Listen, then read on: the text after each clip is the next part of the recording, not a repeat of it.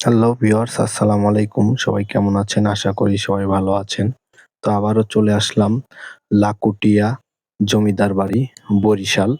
তো বরিশাল শহর থেকে ৩ কিলোমিটার দূরে লাকুটিয়া জমিদার বাড়ি বা বাবুর বাড়ি নামেও অনেকে চিনেন। তো এই বিল্ডিংটা সংস্কার হবে। দীর্ঘদিন ধরে পড়ে আছে। এটা বিআরটি এর ভবন বলতে আসলে ধান গবেষণা কেন্দ্রের মধ্যেই এটা পড়ে, বরিশাল। তো এখানে হচ্ছে এই ছাদটা, দোতলার ছাদটা হবে। আর পুরা বিল্ডিংটাই আরকি সংস্কারের কাজ হবে বা বর্তমানেও চলমান শেষের দিকে। তো আসলে এই যে বিল্ডিংটা, আসলে বিল্ডিংটা যে বয়সটা যে প্রায় ৩০০ প্লাস হবে। এই যে বিল্ডিংটা দেখতেই পাচ্ছেন যে কিভাবে ধ্বংস হয়ে আছে। আসলে এই ভিডিওটা আমি অনেকদিন আগে করছি, সময়ের কারণে ভিডিওটা আপনাদের মাঝে দিতে পারি নাই। তো এই যে গাছগুলো, যে জঙ্গলগুলো, এগুলো কিন্তু আমরা সবই অপসারণ করছি। আর এখানে অনেক বটগাছ, তারপরে বিভিন্ন ধরনের গাছের, এত গাছের আমি নামই জানি না। আসলে এত পরিমাণ এই গাছ হইছে। এই যে কোনাটা একবারে ধ্বংস হয়ে গেছে। এখানে একটা বিশাল একটা পাইকর গাছ ছিল বা বটগাছ যেটাই বলেন। তো যারা এই বিল্ডিং এ আসছেন আপনারা, তারাই একমাত্র বলতে পারবেন এই বিল্ডিং এর অবস্থানটা কেমন ছিল আরকি। তো এই ছাদগুলো আমরা ভাঙ্গে, তারপরে এই যে সামনের যে পিলার গুলো আছিল ছোট, ছোট, এই পিলার গুলো আরকি হবে, ছোট, ছোট পিলার গুলো। তো এই ডিজাইনটা হুবহুব যেমন এই বিল্ডিংটা ছিল, সেই বিল্ডিংটাই হবে। জায়গায়, জায়গায় পয়েন্টিং হবে, জায়গায়, জায়গায় কিছু প্লাস্টার হবে। আর এটার যদি পুরাটাই আমরা প্লাস্টার করে দিই, তাহলে এটার অর্নামেন্টটা ঠিক থাকবে না বা এটার যে ঐতিহ্য, এটা ঐতিহ্যটা থাকবে না। পুরান বাড়ি পুরানের মতনই করে আমরা সংস্কার করে থাকি।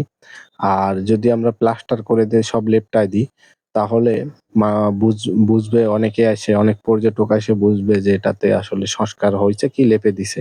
এটার ঐতিহ্যটা ধরে রাখতে হবে। যেমন ধরেন এটার ইটটা কেমন ব্যবহার হইছে, তারপরে এটার কি দিয়ে গাঁথনি। আমরা যদি পুরাটাই প্লাস্টার করে দিই তাহলে তো এটা বুঝতে পারবেন না। তো সেক্ষেত্রে আমরা এই যে কাঠের বিম বর্গা চেঞ্জ করব, টালিগুলো চেঞ্জ করব। এই যে এখানে নাইকো, এই বিমগুলো নষ্ট, এই আর্চটা এখন তো আইসে বর্তমানে ধরেন যদি আমরা প্লাস্টার করে দিই তাহলে তো আপনারা দেখতে পারবেন না যে আর্চগুলো কেমন ভাবে আছে। এখন তো আমাদের যেরকম লিন্টন দিই, লিন্টনের উপরে আমরা দরজা দিই বা এটা এটা যে আর্চের যে গাঁথনিটা, এই গাঁথনিটা আছে আপনার ২৫ ইঞ্চি করে নিচতলা পুরাটাই। তো এইগুলো কাঠের যে বর্গাগুলো সব নষ্ট হয়ে গেছে। এটা হচ্ছে মেইন দোতলায় উঠার সিঁড়ি। তো সিঁড়িটারও কাজ হবে। এই যে এগুলো সব ধরেন নষ্ট হয়ে গেছে। দোতলা দিয়ে পানি পড়ে।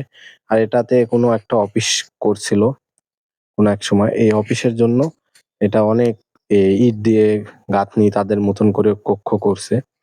তো এগুলো ওই যে ভিডিওটা আসলে করা এই উদ্দেশ্যই, যেহেতু আমি এটার সংস্কার কাজ করে থাকি। এটা সরকারিভাবে হয়। যদিও আপনাদের মাঝে যতটুক পারি তুলে ধরতে চেষ্টা করি আসলে। তো এই যে এটা এই মাথা থেকে ওই মাথা পুরা বিল্ডিংটা যে কাজ হবে বা সংস্কার হবে। আর কিছু, কিছু জায়গা প্লাস্টার এখনো পর্যন্ত ভালো আছে। চুন বালির প্লাস্টার আর গাঁথনিটা চুন সুরকির। তো এটা আমরা কাজ করব, ফ্লোরটা করব। দরজা জানালা হয়তোবা কিছু হবে। কেমন আছিল এটারও একটা বিষয়। তো আশা করি সব মিলায় এই বিল্ডিংটা আবার ফিরে আসবে, ভালো হয়ে আসবে। যে ধ্বংস হয়ে যাচ্ছিল, ধ্বংসর হাত থেকে এই বিল্ডিংটা এখন রক্ষা পাবে। এই ছাদটা আমরা আসলে দোতলার পুরা ছাদটাই ফেলে দিব। আর যে নিচতলার যে ছাদটা আছে, এই ছাদটা মোটামুটি ভালো আছে। মোটামুটি বলে ভালোই আছে আরকি। তো আসলে এগুলা বিল্ডিং গুলো বেশিরভাগ নষ্ট হয় আপনার যত্ন অবহেলার কারণে। ধরেন এই যে গাছটা হচ্ছে, যদি সাথে, সাথে আমরা গাছটা নির্বংশ করে দিই তাহলে এই বিল্ডিং গুলোর গাছ হয় না। আমরা কি করি, ওই আগাছাগুলো কেটে দিই। কিন্তু মূল শিকড়গুলা বা মূল জায়গাগুলো করতে চাই না। এইজন্য আগাছাগুলা গছে। এই রুমটা সবচেয়ে দোতলায় বড়। এই যে আমাদের কাজ চলমান, টালি পারলাম ছাদের। এই যে ছাদ ঢালাইয়ের জন্য এখানে মসলা তৈরি হচ্ছে।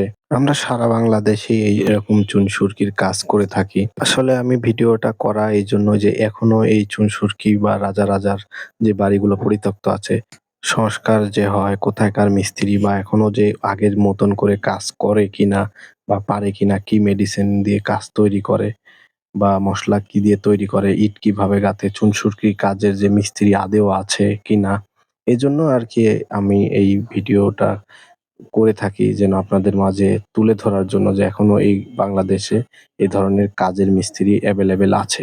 তো সবাই ভালো থাকবেন। পরের ভিডিও দেখার জন্য আমার ইউটিউব চ্যানেলটাকে সাবস্ক্রাইব করে নিবেন, ফেসবুক পেজটাকে ফলো দিয়ে দিবেন। ভালো থাকবেন।